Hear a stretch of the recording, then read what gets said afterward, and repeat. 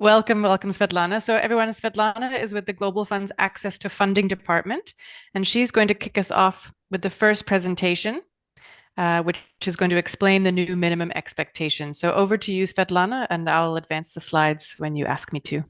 Thank you, Gemma. Next slide, please. Hi, my name is Svetlana Duprier. I work in the Global Fund Access to Funding Department. So this is a department who works on the development of funding requests, review by the TRP, and facilitation of review by the GAG.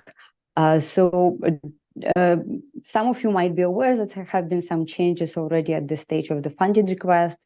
For example, we have introduced a new annex, which is civil society priority annex. We have piloted already in a couple of windows, window 1 and window 2.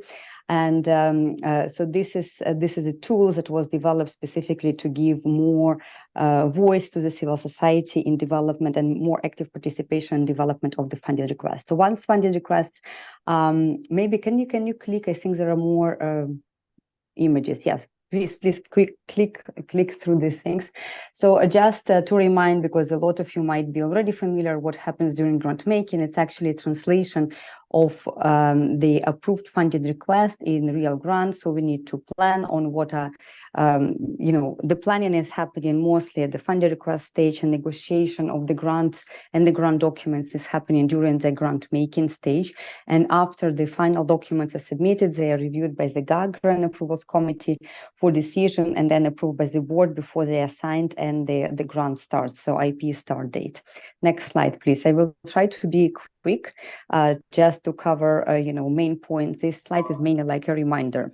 And can you please also click through the things? This is not so much for information, but just like an illustration. What are the timelines for the TRP window 1? So these are the funding requests that have been reviewed by the TRP in April, May.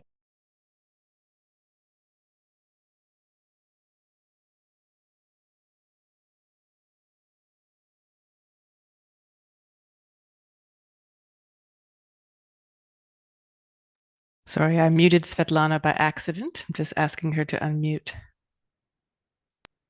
Okay. Sorry. I was trying to kill the background noise. Yes, understood. So as you can see, the documents have been submitted in March and then reviewed by the TRP, and now they're in negotiation, right? So this is the grant making. Next slide, please. So then the next slide is next. Yeah, please click.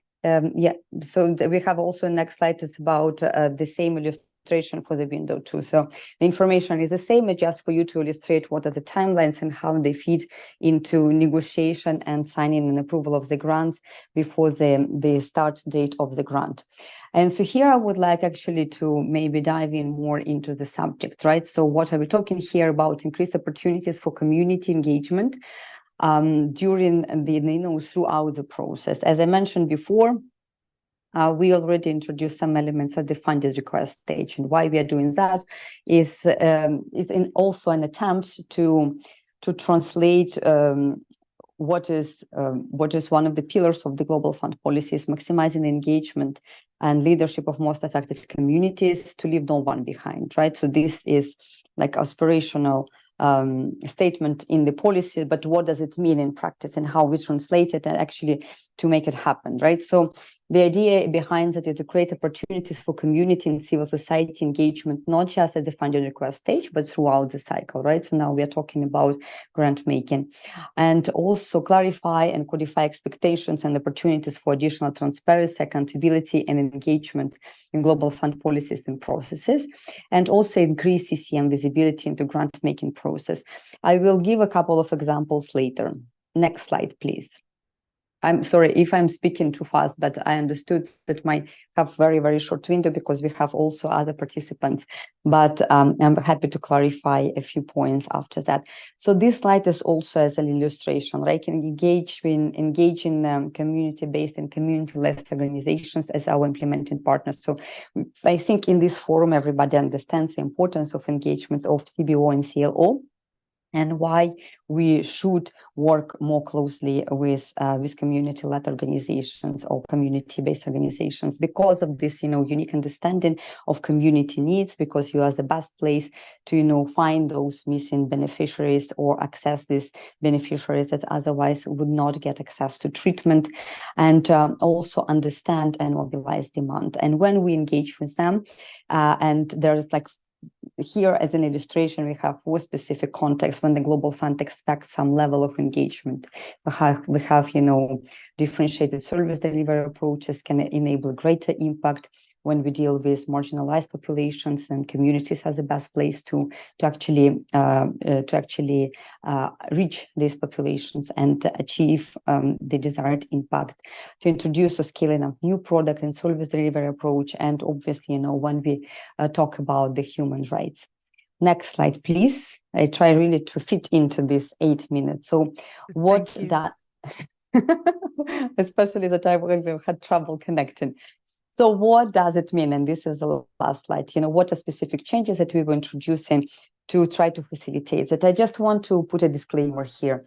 We are just in starting window 2, right? So this is our really first trial. So I really would like to present this as not as a pilot, but as something that we just introduced recently, and we looking whether it's working, whether it's not working, and we'll gather lessons learned, and really will value your feedback on what is working, whether the intent that was behind is actually implemented, and whether it is something that is useful and will be enabling us to increase the civil society engagement. So I will not talk a lot about the funding request stage, but during the grant making, for example, what we will do, and this is a work in progress for window 1, we will publish the documents, the funding request documents, already immediately after they approved by the TRP. In the past cycles, that was not the case. We were publishing funding request documents only after the approval by the board. So let's say 3-4 months after, right? So we heard feedback from some constituencies, some countries. Obviously, context is very different everywhere, but in some countries, civil society didn't have full visibility on what was approved and was taken by surprise, and actually what is the final funding request. And adding to that, as you know, we introduced a new feature, the URL through which the CCM is submitting documents to the Global Fund. Right, and this URL is active during the whole period, from the first submission, which was, 31st of May in window 2, for example, until the documents are submitted to the TRP, right, when country team formally submits the documents. And it was like, last week or earlier this week. And when this happens, when they click the specific button, also CCM gets notification saying that the documents have been submitted to the TRP, and then you can liaise with the CCM members. We will not be, giving publishing or giving access to the documents immediately, but you can liaise with the CCM and ask what is the final package of documents, because it will be published at a later stage. But I think it's just important for you to know this is happening, and then you can engage and to double check. So as you can see on the right side, so there was kind of color coding. Sorry, right? Svetlana, if you could just slow down a little bit. The interpreters are struggling a little bit. Sorry. Yes. I'm sorry. Yeah, I didn't think about it. So as you also can see, there is a color coding right under the grant making column, and there are some things that like changes in the process. There is no action from you as participants is required, and then the light gray, it's a new requirements that we introduce in this cycle. And then you also have some best practices. So one of the examples of the new requirements is for the CCM to hold 2 CCM meetings during the grant making with the PR to provide an update and receive feedback on the grant making process. So the idea behind that is that the grant making process should not be happening in silos. We know that in practice, it's mostly negotiation between the country team and the principal recipient. So that's why we thought it would be important to provide at least this visibility. for the civil society and for CCM members to what is happening, during this negotiation process and get an update from the principal recipient. And the best practices for the CCM to hold at least one meeting with the community and the civil society to provide the feedback and also receive feedback. So it's not just, one-way process. It's like a dialogue process. So the opportunity for the dialogue during the grant making process with the civil society, and also further leverage existing mechanisms to support direct community and civil society engagement during the grant making process. Over. Great. Thank you, Svetlana. Is that the end of your slide Yes. deck then? Yes. Thank you so much. Wonderful. So we're going to have questions at the very end. I hope that if you're able to stay, that would be great. If not, we'll try to answer on your behalf. But thank you very much for this overview of the grant making process and especially these new minimum expectations. That's great. Okay. All right. Next on our agenda, we're going to go to Mary Ann Torres, who's the Executive Director of ICASO, a Canadian civil society organization, but also one of our technical assistance providers for the Community Engagement Strategic Initiative. So over to you, Mary Ann. Thank you, Gemma. Good morning, good afternoon, and good evening, everybody. I'm not going to repeat the previous presentation. I just wanted to present something that we did a couple of funding cycles ago. And it was trying to respond to some of the concerns from civil society organizations, key population, and community groups about when does the involvement of civil society and other groups end.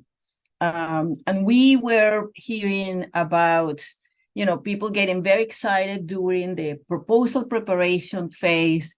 And then once that's sent to the Global Fund and it gets approved, that's the end of the story and implementation and all the implementation challenges. But there was a gap between sending the concept note, the proposal, the funding request, and the start of the implementation. So we did that.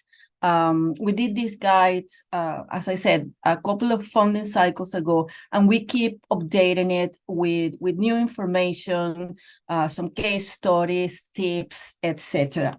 Next slide, please.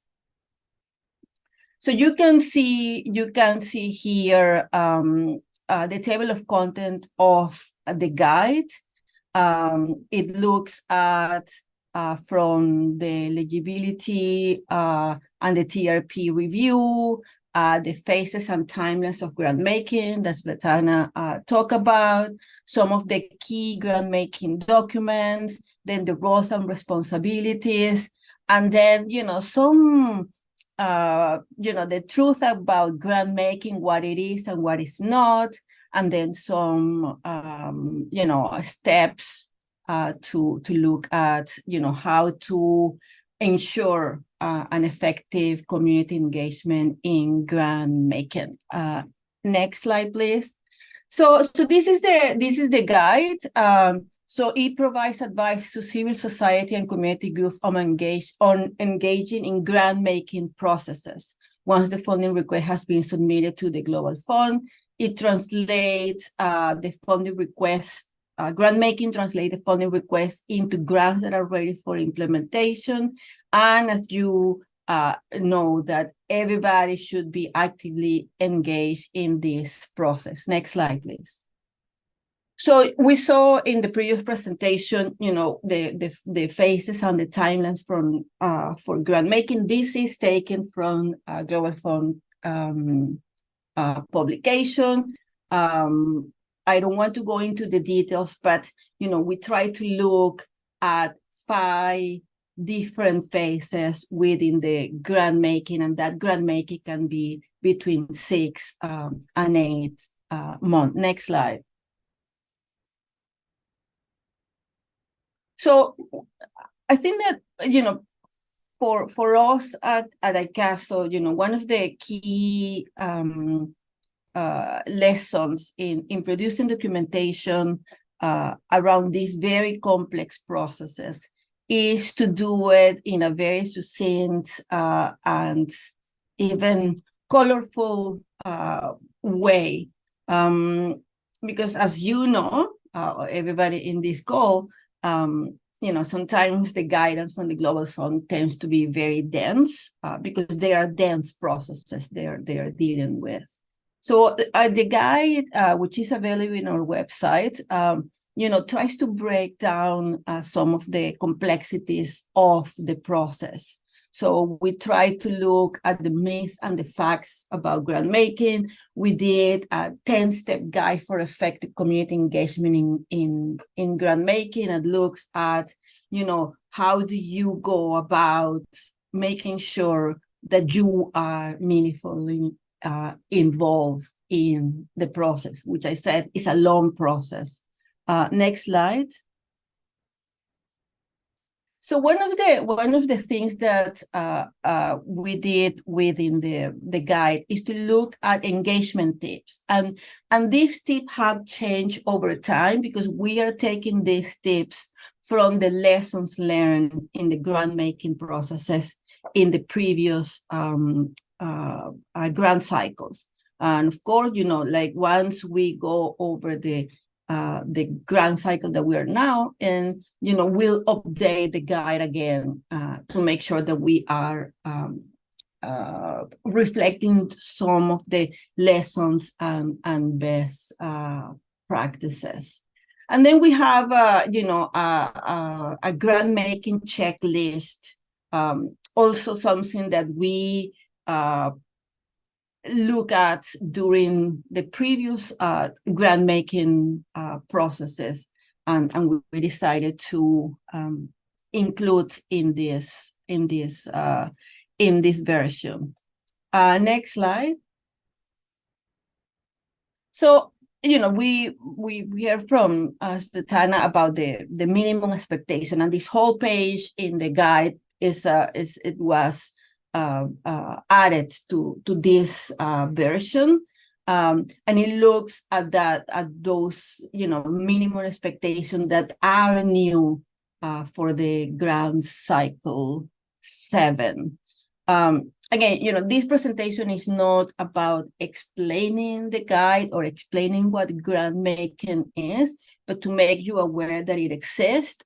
It's available in English now, and Gemma just put the link in the chat. And if you put the next slide, you can scan this code as well, and it will be available in Spanish probably tomorrow or Monday, and it will be available in French by the end of next week.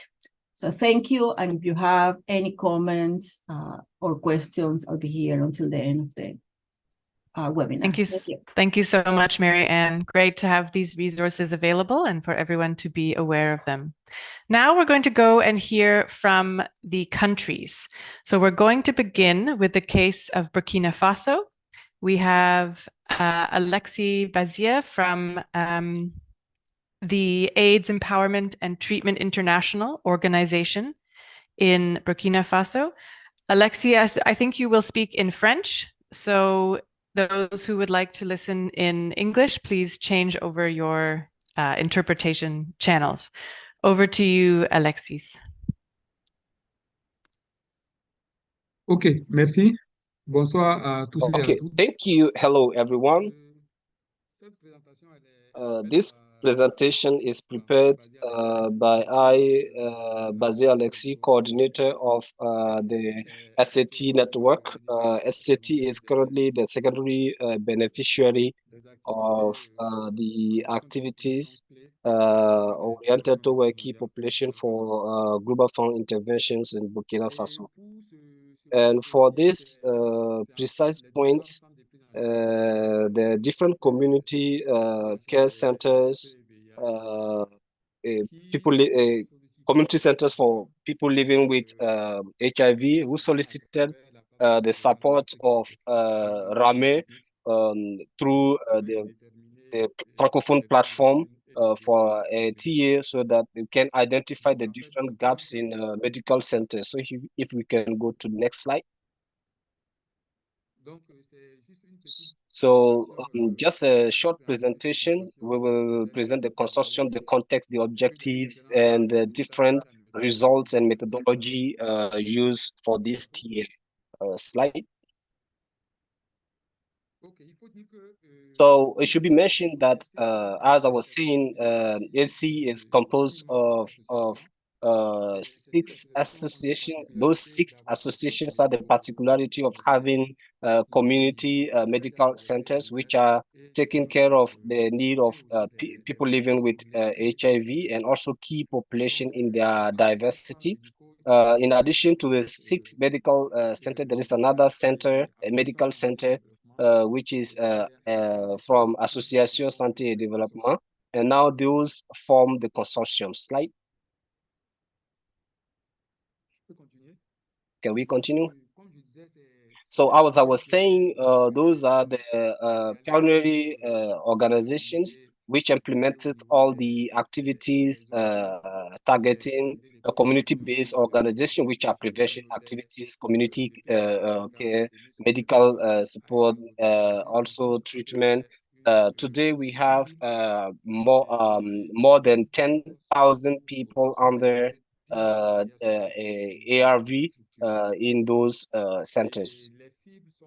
And the targets are people living with HIV, prisoners, and men having sex with men. Can we continue?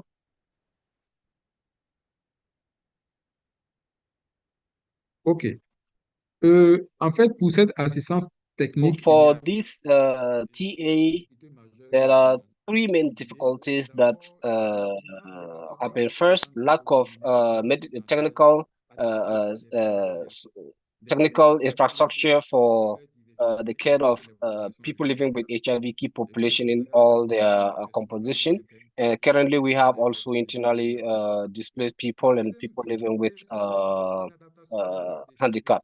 And the second is the acceptability of service offered in link with the need of key population. We know that the infection rate is high, and also there is also the persistence of stigmatization and discrimination. And the third point is the lack of financial resources allocated to medical care center and community centers. So these are the 3 key difficulties that guided the technical assistance. So for the context slide, for the slide, we say that in the grant making, it's important that the stakeholders be involved in the decision-making process.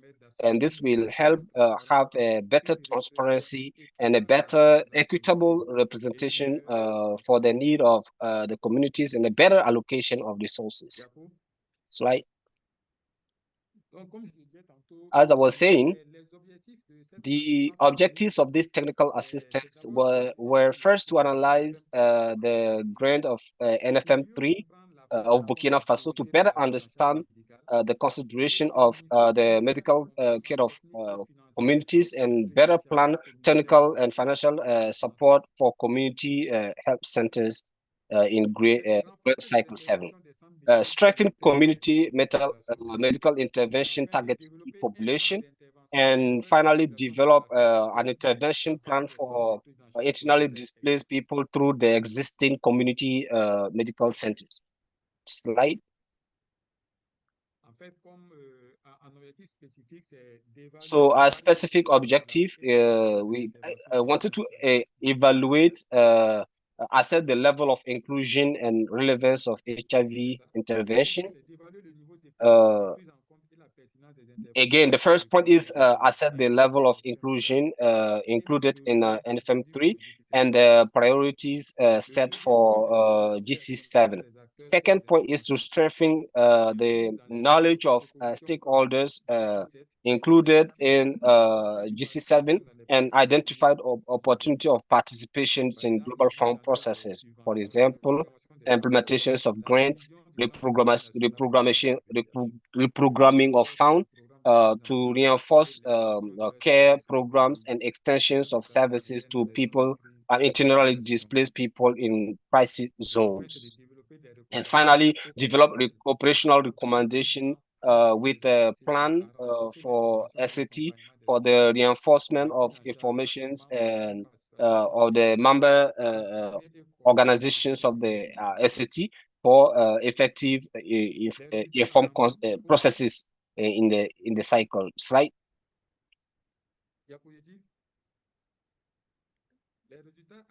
The expected results are to identify the different gaps of current and future interventions, identify them, and identify potential additional need of care facilities and resources for the different group.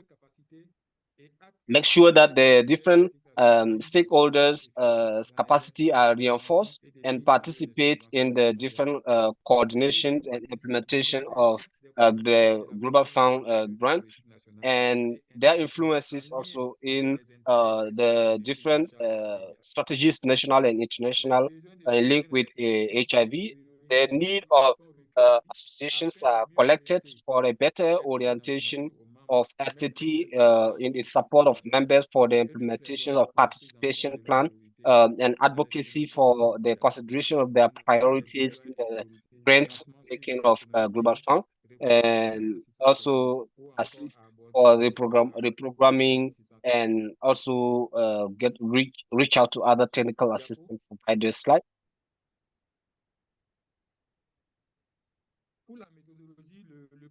For the methodology, the first point was to analyze the intervention of NFM3, which was to work with the community centers to examine the intervention currently implemented and identify their efficiency, pertinence, and also linked with local priorities. Second point is to identify needs and gaps. So the consultation and participative processes will help community centers identify needs which were not met and also the gaps in current intervention. And this step will help highlight fields or where there are needed complementary intervention. The third point is to propose complementary interventions based on analysis of existing intervention and the need identified. We will help the community centers formulate suggestions for additional intervention in link with the directive of GC7, and this is prepared to maximize impact and efficiency for community level intervention, and also support the process of grant making, support community medical centers during the process of grant making by offering them technical assistance for the development of detailed data collection, elaboration of budget, and preparation of necessary documents for the grant request. Thanks everyone for your attention, and I will be available for your for any need of complementary information. Thank you.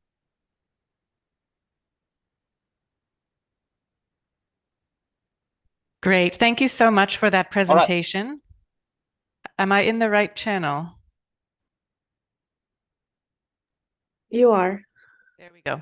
Thank you for that presentation. That's really interesting what you're doing in Burkina Faso. You know, the funding request will often specify the what, but not necessarily the how. A lot of the time, the how thinking comes during the grant making. So I like the way you're now looking at how these community treatment centers can reach out to specific populations like internally displaced people, coming up with a plan, a strategy. So that's an excellent example of how community engagement can strengthen that planning process. Thank you so much for the presentation. Great. Now we're going to move over to Uganda.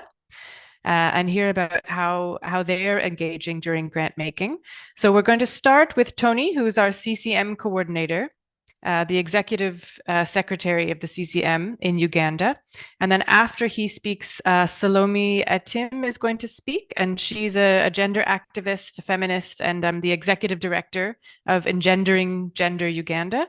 She's also a civil society member on the she's also the program oversight chair on the Uganda CCM. So she's actively engaged in global fund processes. So over to you, Tony. You can kick us off. All right, thank you so much, Gemma and colleagues. Good afternoon, wherever you are, good morning. So I will take you quickly through what we are doing in engaging communities in the grant-making processes. If you can move to the slide next. Yeah, so for Uganda, we started the process much earlier with, just to quickly take you through the earlier processes up to where we are now. We started the community engagements right from community and stakeholder priority setting sometime around October to December. Around January 18th, we had our national dialogue with the participation of the country team. And then that started us off with approval by the CCM to get into grant writing. And then, of course, submission in the first window, 20th March. And after that, we got a number of comments from country team. And then the TLP later in May. And of course, where we are now right away in grant making. Next slide. So from the TLP, I must mention that for Uganda, for the very first time, we passed the TLP approval directly, and we proceeded to grant making. But there were some few comments related to the particular grants that the TLP recommended that we can address as we do the grant making processes. And just to bring you up to speed, we have the joint HIV/TB grant. We had mainly two issues. The very first one being the insufficient adaptations of interventions to respond to the health needs and challenges of KP communities, especially in the context of the current legislation now. I know this is now not so good news for Uganda, but that's where we are now. So at the time of submission, it was still a proposed bill, but where we are now, we have a law that was assented to by our president. So the TLP recommended that we must make adaptations accordingly.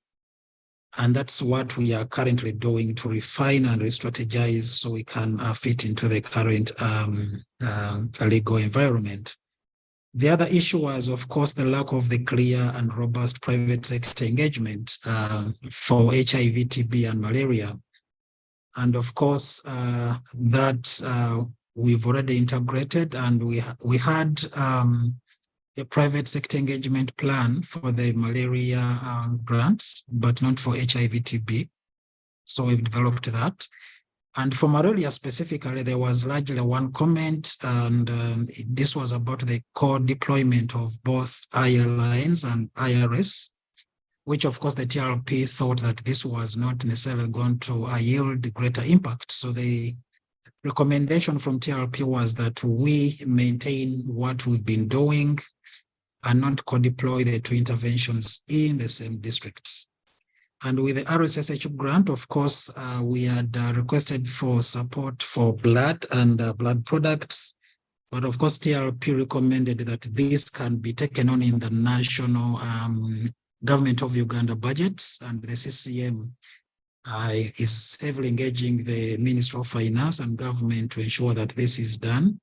But of course, there are negotiations as well to ensure that at least GF can support the equipment, and then government of Uganda supports the other infrastructure requirements. And lastly, under RSSH was the lack of detail in the activities that were proposed for matching funds, especially for lab system strengthening, which have also worked out. Next slide. Next slide, please. So what have we done to ensure that communities get engaged in the grant-making processes? We have engaged communities right from the initial stages. If you remember the quick brief of a roadmap of what we've done. So engaging communities right from the start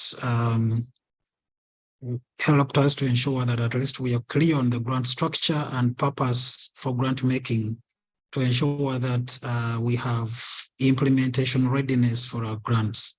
So right away, we realized that bringing on board communities at grant making level without involving them in the other processes would be hard for them to appreciate the grant structure and why we're even talking about grant making anyway.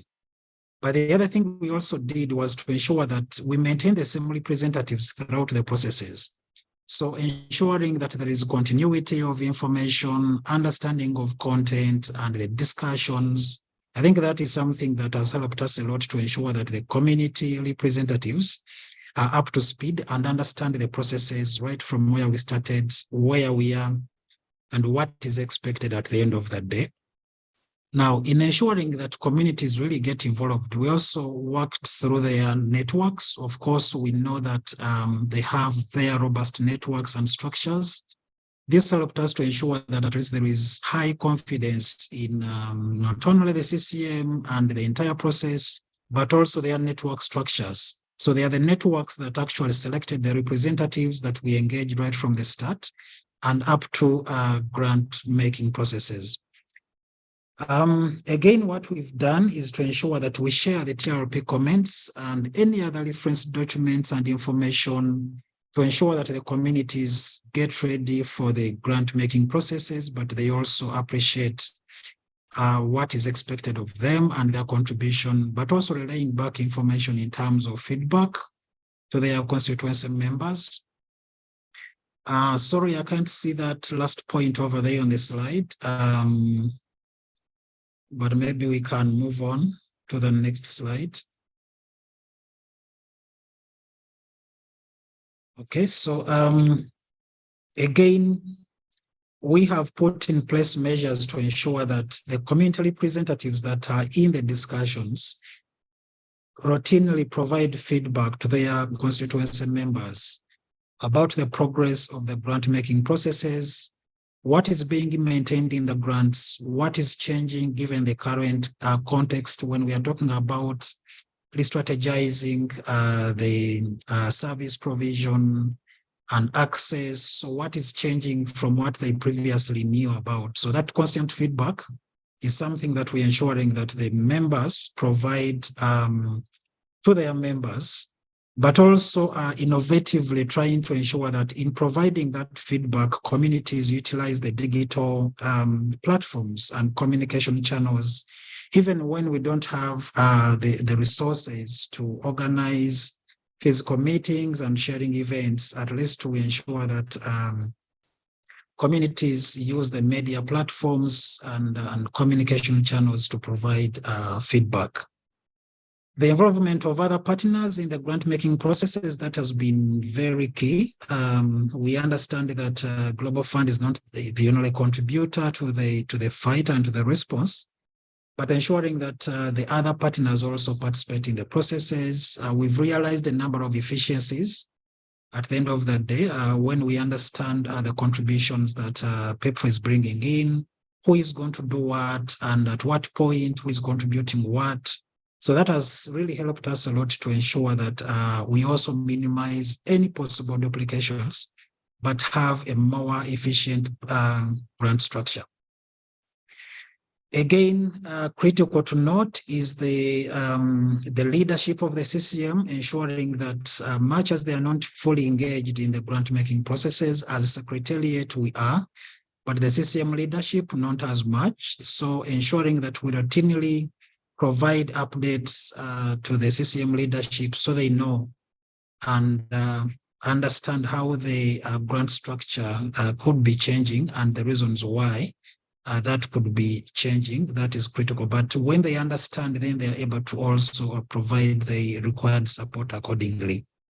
The country team and technical advisors have been heavily involved, and of course, they guide the communities.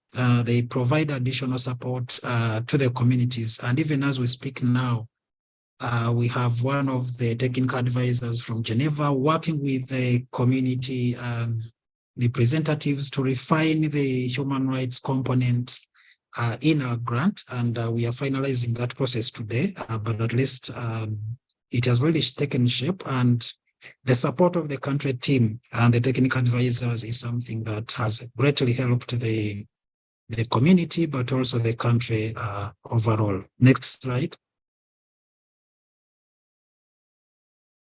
Next slide, please.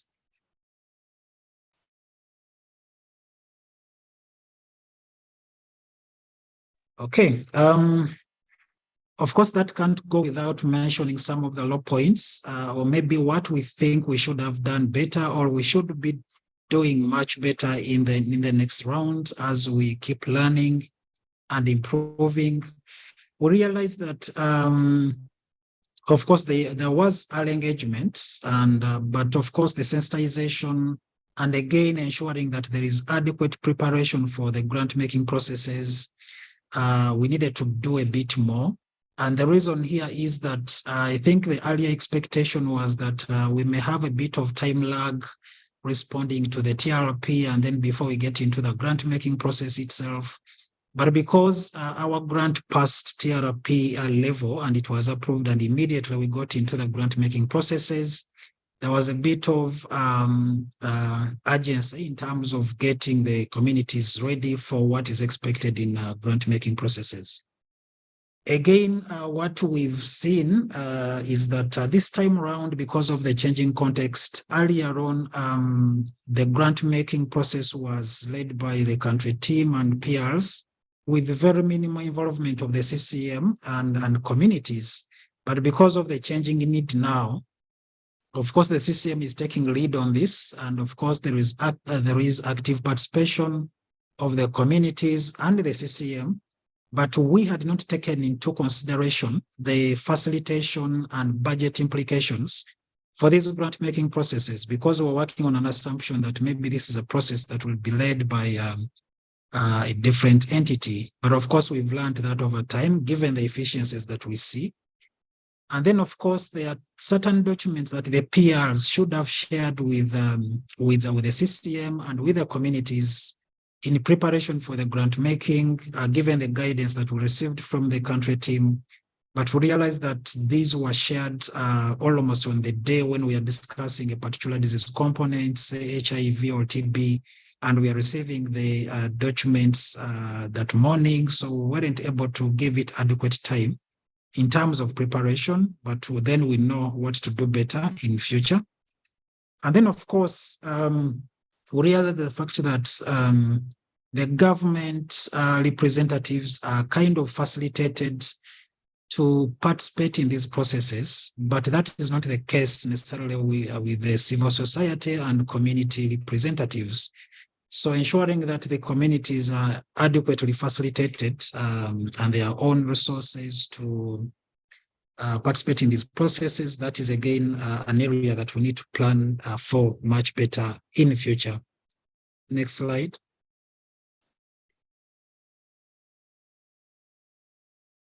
Next slide, please. Okay, we've learned a few lessons here, and we are continuing to learn, and this is what I can share with you as we continue to share and learn together. So CCM's coordinating the grant-making processes has helped us to enhance understanding of the grant structure, not only among the CCM members, but also the community members themselves. And of course, the greater implication here is that the CCM and the communities are then able to effectively oversee the grants during implementation. They are now able to understand what is in the grant that must be implemented by which PR, at what point. Is it in year one? Is it in year two? What exactly is meant to be done? So understanding that grant structure has great impact and implication on how the oversight function will play out during implementation. Again, the grant-making engagements, clearly defining the implementation arrangements, also has helped us to be sure on when do we expect to have the SRs on board, and ensuring that by come January 2024, we have an implementation ready grant. In fact, today we had an executive committee meeting trying to discuss the same and ensuring that we are ready for the grant implementation come next year once we go through the other processes well. The other lesson that we seem to pick is the fact that the CCM also leveraging other resources that we can use to facilitate the grant making processes. I could have already mentioned, or I need to mention that because this was not anticipated, we're able also to engage different stakeholders. I'm happy to mention that in Uganda, we have the Uganda Key Population Consortium that came up to contribute to these weekly grant making and TRP response meetings, which is something positive. And it's because we're able to open up, share information, so everyone is aware of what is happening in the spirit of transparency and accountability. And then people are able really to contribute to the greater cause of the country. And lastly, of course, the documentation of the processes as part of the learning, ensuring that the strategies are clear to everyone and what is expected at what point. This is something, again, we've learned from the processes, and we hope to also implement going forward. And I think lastly, just appreciate Yanaso and team for the support during the grant making and priority setting processes, the CCM leadership, partners, GOU that greatly support the writing and the grant making processes, and of course the technical guidance from the Global Fund. I want now to hand over to Salome, who is the chair of the POC, but also a member of the civil society, to also maybe provide additional information to colleagues from what we've learned from these processes. Over to you, Salome. Thank you so much, Tony. Colleagues, can you hear me? Yes, proceed. Hello. Okay. Thank you. So I think Tony has mentioned much of what I needed to say, but I think in terms of communities, what has changed, I think we have become very much alert, and there's been a lot of interest created within the communities because of the site visits. So the CCM, we agreed that we need to move to the communities every quarter, interface with the recipients of care, and learn what is working and what is not working. And we kept picking those from last year, moving on to crossing to this year to inform the grant writing. So communities have been alert and have been following up the grant application. Also, we did our priority identification in different settings. Up country, when we are doing the site visits, this was done. They also mentioned what they needed to see in this grant, as well as the meetings within the city. So everybody has their priorities, and these were put together. We did, of course, participate in the national dialogue, where we now presented these priorities as civil society to the system and the stakeholders. And actually, our priorities were even to some extent, and we said this is what we would like to see this time around. We're enabled to participate in the TRP, and we are fully participating in the room. We also have different groups, so it's easy when we get a document quickly send out. Others review and are able to post on platform where we have queries, we raise them. So the writing actually has been, this time I feel from civil society, I feel we are participating very well and participating very fully. And we are having priorities of the affected communities clearly taken seriously. And I think what I've learned is it's important to create that interest, to make every communities know that they should be participating and they should be at the center of informing the global and the CCM what they would like to see. What we could do better, I I'm hopeful that moving forward we'll have more support to enable more community people participate. For example, it would be good to have people from far up country also seated in Kampala and working with us up to the end. But we have few of those. But nevertheless, we have platforms where we always share what is going on, and people are able to fully contribute. And this is transmitted back to the writers, to the consultants, and we are so far moving on well. Maybe the challenge at the moment is after we had submitted our grant, then the HIV, Homosexuality Act was enforced, and yet we had clearly planned how we would implement before this law came into force. So what we are doing now is looking at how we could switch the implementation modalities to make sure that no one is targeted, individuals and their organizations, as we continue, of course, to challenge the law.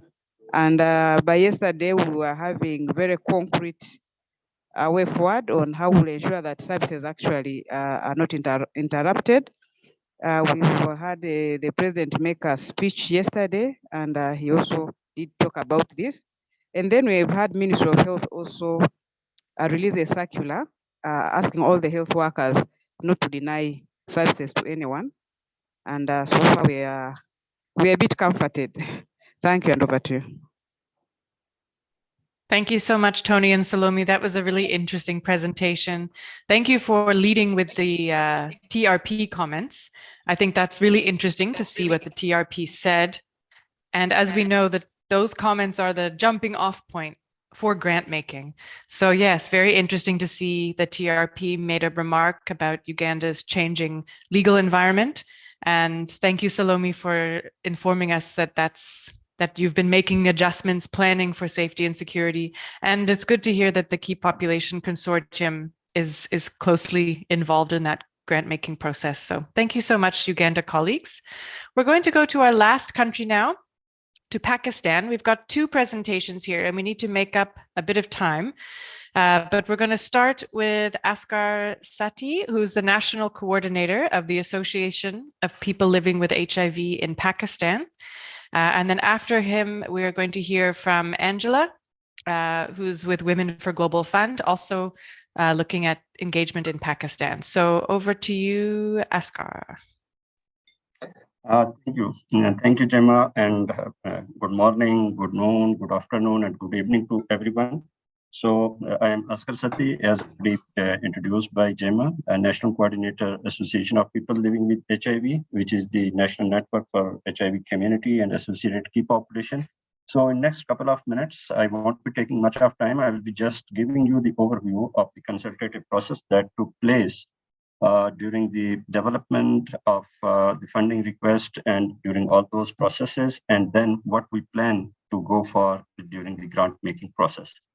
So before I start, just a word of appreciation for APCASO, that whatever the work has been done for the communities in Pakistan in the last couple of years, most of the credit goes to APCASO for their financial and technical support to capacitate the communities and the community-based organization, as well as people living with diseases, particularly people living with HIV and TB communities. And the processes for the grant cycle 7, whether it was for the development of the funding request, or whether it would be for the grant making processes. So the entire support that we have received is from the APCASO and bit of support from International Network of Drug Users to ensure the engagement of people who use drugs. So to begin with, basically and historically, Pakistan has been applying and going for window 2, but it was for the first time that Pakistan decided that all the 3 components, that is the HIV, TB, and malaria, they would be going for window 1.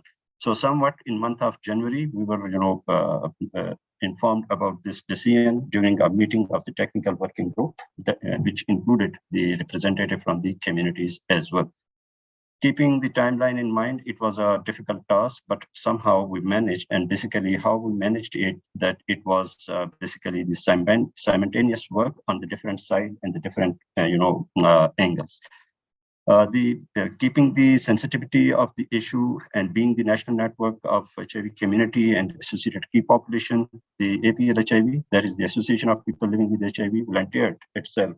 And we were also requested by the Ministry of National Health Services that we should support them in consultative process with the communities as well as with the civil society organizations. So we, responded to the call positively, and then fortunately we were happy and we were pleased and fortunate to get the support from the APCASO. And thus we started off with the, kind of consultative process that took place somewhat in end of January, probably 27th or 28th of January, and we got it completed, keeping the, tight timeline in view. By 10th of February, it was completed. And as already, indicated that this was done with the support from APCASO. And during this process, over 54 organizations and 310 community members and civil society representatives, they were engaged during this process. And let me also inform the honorable participants of this webinar that this was ever biggest, consultative process as far as the Global Fund grants are concerned in Pakistan. And for the first time, broad-based consultative process for the TB, funding request, as well as the TB HIV co-infections subject that was also carried out. And for the first time, HIV TB co-infection consultation took place, and based on that, the ministry then formulated a kind of a technical working group, which is now looking after that how best the integration can be ensured between TB and HIV for TB HIV co-infected people. The process engaged around 100 plus people, including the TB community sports groups. Those were for the first time established in Pakistan by the APL-HIV through technical and financial support from the APCASO. So there are 15, community support groups. Those are working in different cities of Pakistan on the TB at the grassroots level. The consultative process, like I said, that started off on 27th of January and was completed on 9th of February. And we had basically 5 consultative workshops at the provincial, at the national level, both for HIV and TB. And I already indicated that this was ever biggest consultative process that we had in Pakistan. Then based on these consultative processes and workshops, comprehensive consultation reports, they were generated, they were finalized by the consultant, which was shared with the participants of various consultants wherever it was possible, and that it was finalized. And based on these community consultation reports, the community and civil society index, both for HIV and TB, they were basically filled. And let me also share this information that it was for the first time that whatever the things they were prioritized by the communities, it was ensured that they form part of the community indexes. And in case of HIV, almost 99% of the prioritized interventions, they were included, they were reflected in the funding request as well. And for this, definitely, I would take the opportunity to appreciate the Ministry of National Health Services, who basically stood with the APL-HIV and the communities to ensure this. And obviously, this was the result of ongoing and continuous and close working relationship, coordination, and networking with the public sector. So then coming on to the development of the funding request for HIV funding request, I was part and parcel of the funding request writing team. So it was a bit easy for me to safeguard the interest of the HIV community and associated key populations, based on the report that we had in our hand, and the strong advocacy and networking with the technical working group, control room members, UN systems, particularly with UNAIDS, UNDP, UNFPA, CCM members, and Ministry of Health made the things a bit easy to ensure that the community's prioritized needs, these are reflected in the funding request. And as far as the TB funding request is concerned, we organized one advocacy workshop once the funding request was being finalized to ensure and to push that whatever the community needs have been prioritized in the TB, consultative process, they are made part of, the community annex and the funding request, and we are pleased to share that these were made part of the community annex as well. And now we have already received the TRP comments for all three components. TB is through with bit of set of recommendation that they need to ensure that that would be in place. For malaria, the revision is in process, and probably during early next week this will be resubmitted. And for HIV, we are in the process of iteration. So the whatever the needs, they were prioritized. Basically, the communities were given a template, and based on the need, the feasibility of the intervention, and what impact that intervention will have. Basically, these were 3 points on which the consultative process took place, and the community annexes, they were finalized. Now, coming on to second part, that what we are planning for the engagement of communities during the grant making processes. So again, with support from EPCASO, we are planning rather right from the next week onward, we are initiating the process of capacity building of the community leaders on how to engage during grant making process. And thank you very much, Ajima. Your first two presentations, they were really a good addition to the knowledge, and definitely we'll make use of this information during our capacity building workshops starting from the next week.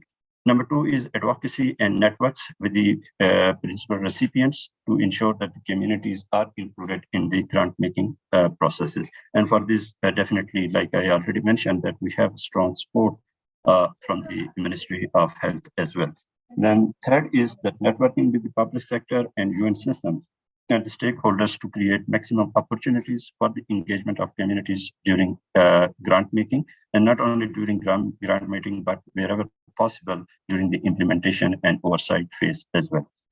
Then we also plan to highlight the needs and need for and the importance of oversight and transparency through CLN. And we are already in process of, if I talk a bit about the CLN, so we were soon initiating under the Global Fund current grant, initiating a pilot project for the CLN, and for the next grant, this is a regular activity, and this is a funded kind of intervention that has been proposed to ensure that the communities remain part and parcel throughout the process to provide oversight and transparency. Then engaging with the CCM representative of the communities and the civil society to ensure that community engagement is done. At least 2 CCM meetings we will be requesting for to to be organized, and the CCM members can engage on behalf of their respective constituencies. So that's how we plan that whenever the consultative this grant making process is there, so at least 2 CCM members meetings should be organized, and we'll definitely provide the technical support, and we'll provide the capacity building to the community CCM members so that they play an active and vibrant role during these processes on behalf of their respective constituencies. And then finally, advocating with the PRs to take into account and consideration the prioritized needs for the communities as per community annexes.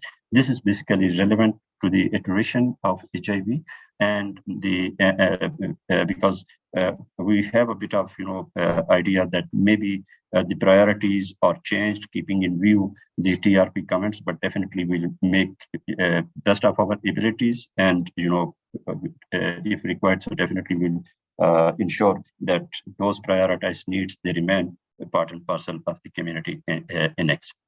Then we also plan to have a sensitization of the community CCM representative on needs and importance of community engagement, and ensure that the impacted communities are engaged in any significant dividends and the adaptations made in the proposal and the budget. So the crux of the thing is that if there are any changes that are being made in the community priorities, so that communities needs to be taken on board onto that, and CCM community representative will be helped to ensure that is ensured at the level of CCM platform.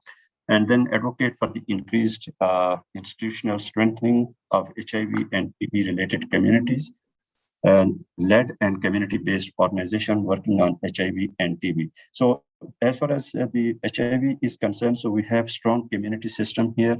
they are part and parcel of grant implementation. But what I am talking here is that is more about the TB-related communities, because we have a very weak community system and the engagement in the TB response is negligible. So we are just, focusing onto that in long-term, kind of a thing that TB-led communities, they need to be really strengthened, engaged, and their participation needs to be ensured. Then we plan to ensure that information from the Global Fund down to the communities is ensured. And definitely this community CCM member, they have a pivotal role in it. Then verify that any issues related to communities that may have been flagged by the technical TRP or the technical review panel are resolved in a consultative manner with the communities or at least their representatives sitting in the CCM. So advocacy with the CCM and PR for a briefing on the processes and outcomes. Sorry, can you speak slowly so the interpreter can translate all what you said for okay. French My speakers? Thank you so much. My apologies. I was a bit, faster to ensure that, I wrap up the things well within the time. So my apologies for that. Then next is that we also intend to advocate for involvement of the representatives, mostly the CCM representatives in the decision making that número de representantes para tener una mayor y efectiva implementación en communities and the civil society. So, and definitely that also includes the budgetary side of the things as well. Then we also, plan. This is one of the most important, the comment that we have received from the TRP for the, HIV funding request. That is about the OAT that needs to be initiated, and we are already, planning some advocacy workshops with the stakeholders in the next week, by end of next week, where we will, are planning to touch with the public sector stakeholders for an effective role of the communities in launching of this OAT in Pakistan. Currently, what Pakistan has decided that, it is going to be launched from 5 different cities, but that is under strict command and control of the government. That's how they are planning it. But now our target is that the engagement of communities in this, launching process and provision of the OAT services that needs to ensure. So definitely we are looking at that, and we are, ensuring the advocacy on this part of it. So this last slide that I have already covered, this was basically kind of acknowledgement. So again, to summarize this, that whatever the process that has taken place and whatever the process that we intend to take place in next coming days, that is basically kind of the initial work that is to, mobilize the communities. This is with the support from the communities. And a big thank to the Global Fund for supporting the communities in Pakistan, and a big thanks to APCASO for strengthening the role of communities in Pakistan. Thank you. Thank you so much, Askar. And that's very interesting that you mentioned the community engagement in the planning for the introduction of opioid substitution therapy in Pakistan. It's the first time this is included in Pakistan's Global Fund grant. So yes, lots of preparatory work to be done, and very important that those communities are part of that. And yes, excellent presentation. Congratulations on your consultation process as well. That's very impressive. All right. Last presentation, also speaking about Pakistan, we're going to have Angela from Women for Global Fund speak specifically about women's engagement and transgender women living with HIV in particular. If you can be as quick as you can, Angela, then we're going to have questions and answers and discussion. Over to you. Thank you very much, Gemma, for this opportunity, and thanks everyone for keeping in the webinar till this very last end. I'm going to be really fast. And probably I'm going to just talk about some of the challenges that we have faced, and not only in Pakistan, but in other countries also that we have been supporting as Women for Global Fund, specifically from the gender perspective, and from also women in the diversity, specifically talking about like transgender women. And just like to be really brief, we are like a movement of advocates worldwide that we want really to enhance awareness, understanding, and advocacy among women's advocates regarding the Global Fund's processes, policies, and we have been working on the Grant Cycle 7 to really ensure that priorities of women and the diversity are really like implemented during contract processes, funding requests, grant making, and we are going to talk what is going on beyond this. So the next slide, please. So I'm going to just like share some of our insights and perceptions from our national focal point in Pakistan. I think she had like Sarah, our focal point, and she the transgender community and she has been engaged in several like processes around the grant making and the funding requests for several years. And next slide, please. As Women for Global Fund, we also have, like, as I also indicated, this is something that not like happening only in Pakistan, but in different countries we are working. And specifically when we talk about gender approaches, there are still some challenges regarding how and what does it mean to have a meaningful participation of women in the diversity. And even if like we know that there's community engagement, there's still some gaps that needs to be filled with other organizations, specifically from the transgender community, to be involved also in the planning, in the design, but mostly, as also the previous speaker indicated, how important it is to be really committed and meaningfully engaged in the implementation phase of the activities, as we can also support on that, like saying like women in diversity and women-led organizations in the diversity need to be also counted to work on the factors that work on the evaluation, implementation, and of course offer some opportunities of community-led monitoring to improve the service delivery. I think also there are some key challenges still happening in Pakistan regarding the principal recipient, and also like some of the conflicts that we see also in some other countries related to who is implementing the work, and transgender and women's network having somehow unable to participate in the country coordinated mechanism. Somehow to some criteria require a minimum of 3 years of registration of experience.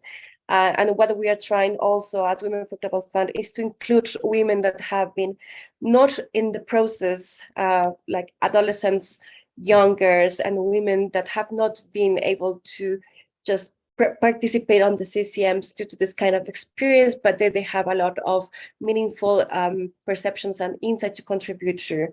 It's also important that some civil society organizations and community-based organizations have been involved, and they have sent recommendations, technical briefings, but still we perceive as our work, women's organizations are being marginalized a bit, and they are still left out for some key dialogues and conversations. And we hope that this can continue on improving on the next phase. It's also important to mention that there are recommendations that still need to be made to the principal recipients and to the CCM regarding what a gender transformative and sensitive approach means on the grant making process and beyond.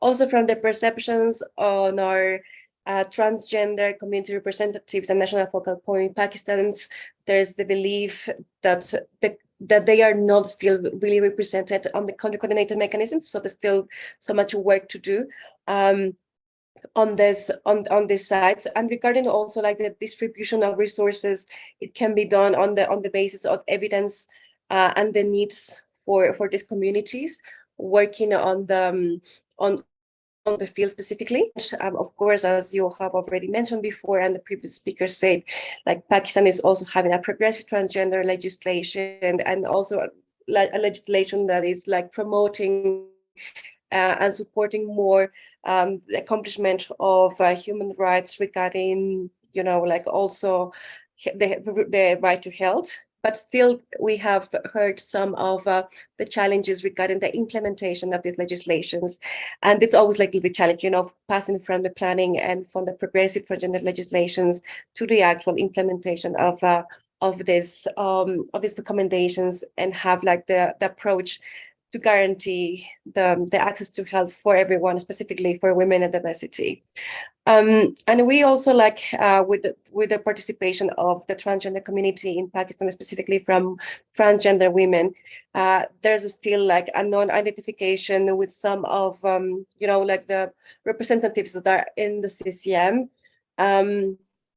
But it's an opportunity for also like other communities and also some of the women of diversity that were not included to be also engaged in this process. And that's why I'm talking now about what's beyond the grant making process, what's beyond the funding request that was already submitted. And there's like a lot of opportunities still for women in the diversity to be engaged in the entire grant cycle 7 now. So I think we have, as we have talked about fund, we have been supporting countries, specifically women and diversity. So in some key specific spaces to really enhance the access for health to these 3 diseases. And we need to encourage and also support more participation to translate the needs of women and diversity into meaningful responses that have a gender approach and human rights approach with clear indicators and quality strategies and specific funding. Here you can find some information more than we have developed about the grant cycle 7 around different countries. And you can also, we have some other experiences in other countries that we have been working. The next slide, please. Sorry, I'm going to slow down. This was just like the final comments. And thank you very much. Gracias. Merci beaucoup pour l'attention. Thank you, Angela. Yeah, I mean, as much as highlighting what got into the grant and what we're doing, it's important that we also analyze, as you've done, what is not in the grant. And then during grant making, make a plan for how we're going to get those issues addressed, either, through advocacy during reprogramming or other funding partners, et cetera. So it's good that you've done that analysis. Okay. So we've gone a little bit over time, but we have a few minutes now for questions, comments. Anyone else, if you'd like to share from your countries, how you're engaging in grant making processes. So we'll open it up. I'm going to go to, I think I'm saying your name properly. Is it Sissé Ishmael? You can go first, please. Please go ahead. Bonjour à tout le monde. Donc, je me nomme Ismaël Cissé. Je vis et je travaille en fait au Burkina Faso. Hello, everyone. I'm Ismail Sisse, working in Burkina Faso, and I would like to share the experience. I would like to share the experience of community mobilization for GC7.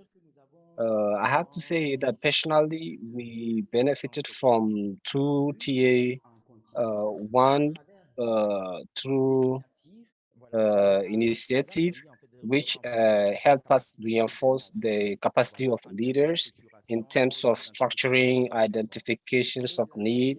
And second TA is through National Key Population Network through a platform, the PRF Francophone platform through RAM, and this TA help us identify the need in terms of human rights and in terms of gender. And those 2 TA, the processes have been inclusive in a sense that they help gather the community, men having sex with men, peers, transgender people living with HIV, young people, adolescents, through the different network of people living with HIV and also handicaps. And currently, we receive the feedback. We receive the feedback of TRP, which come with 9 main problems to deal with for the grant making. And currently we are mobilized in CLRS in Burkina Faso to treat all the different 9 points. So just wanted to share those clarification about what the community were able to do. We didn't really close door. We work with all the other communities, key population, vulnerable population, people living with HIV, and people living with handicap. So this is like the experience of Burkina that I would like to share. And I would cite the opportunity to ask a question on the presentation of Pakistan in link with human rights and gender. How can we make sure that they are taken into account in the different processes? Mainly in the context of Burkina, we submitted a request, an integrated request for Burkina Faso. How can we make sure that there is a transversality of gender in all the grant requests? Thank you.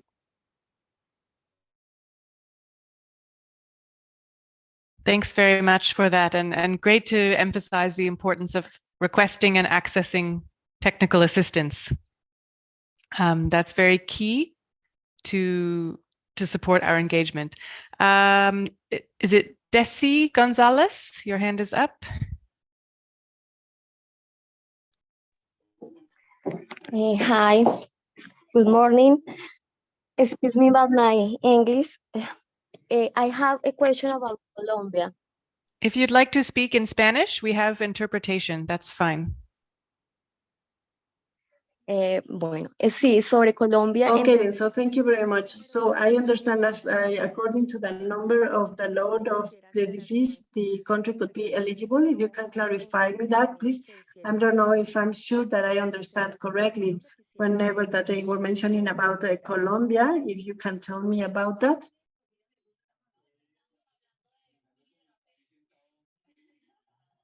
Sorry, I didn't quite get the question. You're asking about Colombia?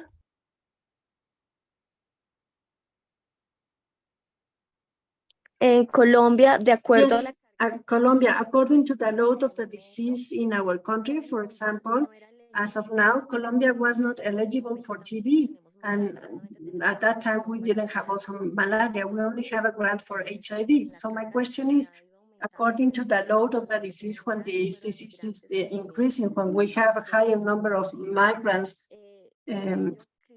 therefore, I would like to know exactly what is the eligibility from the funds perspective. What can we do so we can include TB to make it eligible for the country? Okay, thank you. I've got that. One more, and then we can take responses. Ibrahim?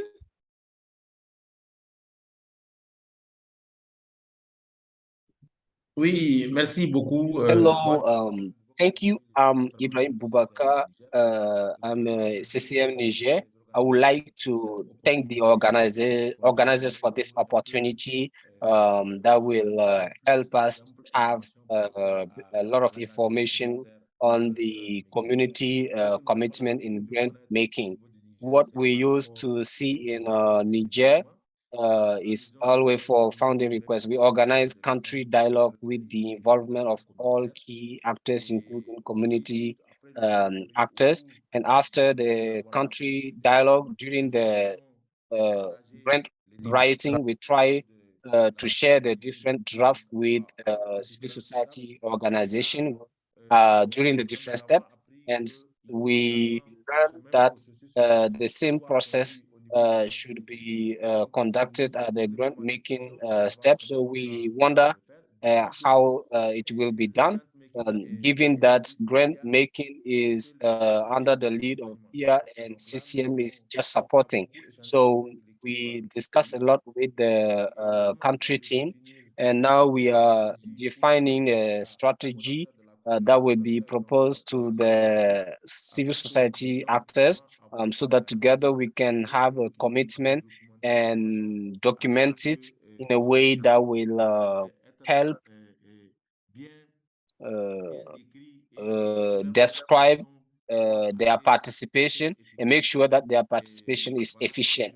So this is a little bit what I wanted to share a situation in Niger. We discussed a lot with the country team, and we understood that the way that CSOs committed during the grant writing, we should continue the same commitment and make sure that those CSOs can understand what is considered during the grant making, make sure they know their needs, which have been taken into account in the grant making, and help them have the necessary information about all those that will be coming and what will be considered for the implementation in the 3 years to come.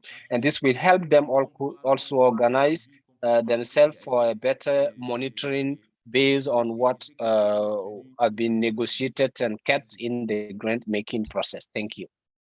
Thank you so much. So I'm just going to answer the question on Colombia first, and then ask our presenters to respond to the other questions. So the Global Fund determines eligibility based on disease burden and also the ability of the country to respond to pay. So it's disease burden and economic status. So there's a formula that puts a country in the eligible category or not. So, I mean, it's important to continue advocating for the needs. We have examples in the LAC region. Venezuela is one where a country was not eligible for Global Fund support, and global advocates, pushed and pushed and pushed and pushed, and exceptions were made, and eventually, there is funding now. So I would say don't give up hope for TB funding in Colombia, and continue to advocate. To our panelists, Ashkar, you can also come in if you like here. There were questions to Pakistan. How do we integrate human rights and gender into the funding, into the grant during grant making? How do we make sure those things are included? And there were also questions from Niger, how do we make sure the same energy of consultation that was done before the funding request continues during grant making? Angela? Yes, thank you. I'm just going to take 1 minute to probably answer also some of the questions regarding Colombia, if that's possible, and then I will just probably answer from Pakistan.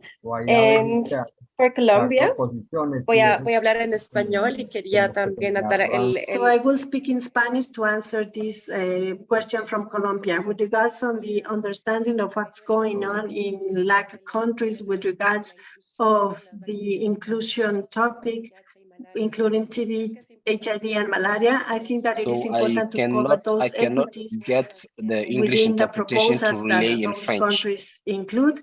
Basically, not only to work from this response perspective for this specific response, but also from the strengthening on the health systems.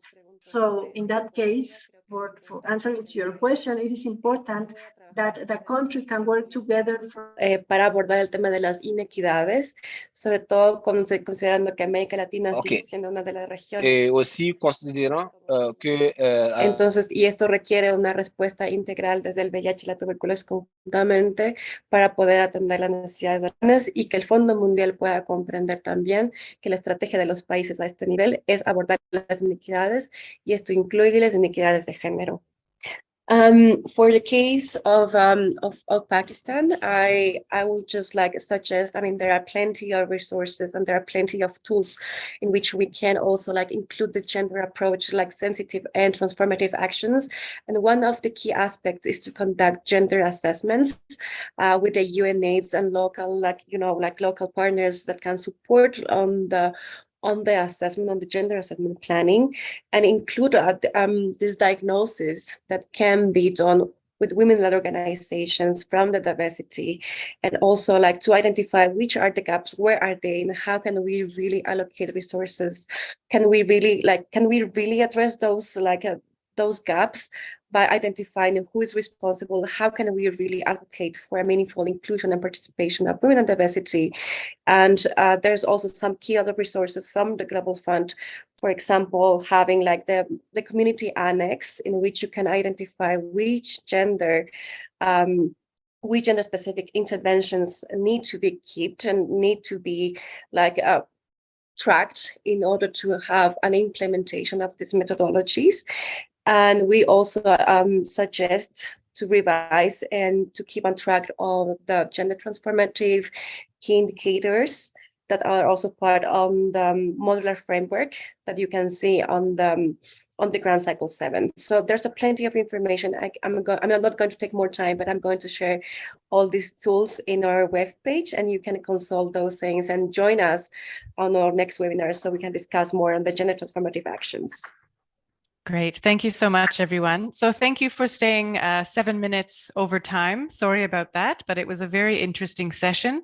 I think with this, we can close. I hope you learned a lot about how to engage during grant making. 3 excellent examples from Burkina Faso, Uganda, and Pakistan.